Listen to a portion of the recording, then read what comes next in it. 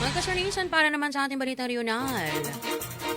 50,000 pesos na pabuya ay inilabas para sa sinumang makakapagturo sa gunman na pumaslang dito kay Miss Earth Philippines 2013 runner-up Lulette Jane de la Cruz.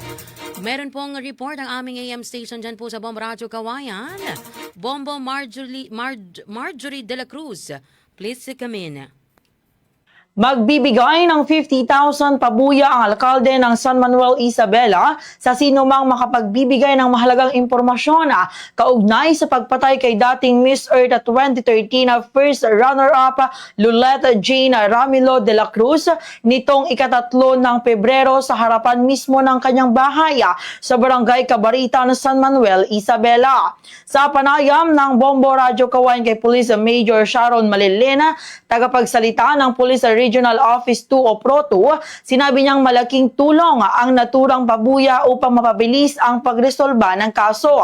Ayon kay Police Major Malinlin, noong Pebrero 14 ay bumuo ang Isabela Police Provincial Office or IPPO ng isang Special Investigation Task Force para sa agarang paglukutas ng kaso. Nagsagawa rin ng bullet trajectory examination ng forensic unit at inihintay pa sa ngayon ang resulta nito. Ngayong araw naman ay magsasagawa ang PRO2 ng CCTV tracking upang matukoy kung may makuha ng suspect sa mga kamera sa paligid ng pinangyarihan ng insidente.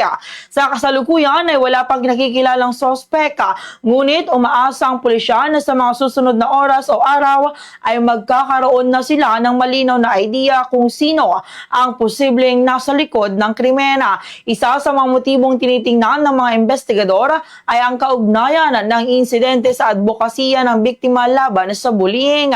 Sinusuri rin ng pulisya kung ang hinihinalang mastermind ng pamamarila ay siya ring mismong bumarila sa biktima. Kabilang sa iniimbestigahan ng posibilidad kung ang ginamit na baril ay nasangkot na rin sa mga nakaraang insidente ng pamamarila.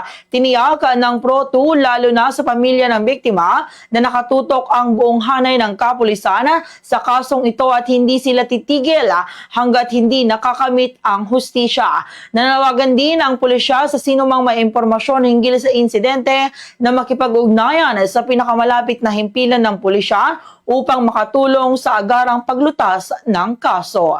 Parating na po na kung saan po yung ating mayor po ng San Manuel ay magbibigay po ng pabuya na 50,000 po kung sino po yung makakapagbigay ng impormasyon hinggil nga po dito sa insidente nga po. Noong February 14 ay nag-convene po yung ating special investigation task force. So ito sir ay binuo po sir upang magkaroon po tayo sir ng isang focus at saka may in-depth and thorough investigation nga po relative dito nga po sa ating shooting incident. Nagkandak po ng bullet trajectory examination po yung ating forensic unit.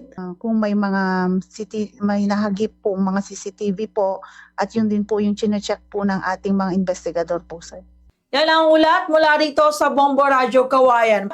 Ako, si Bombo Marjorie de la Cruz, and this is Bombo Radio Philippines, the #1 and most trusted source of news and information. Basta Radio, Bombo!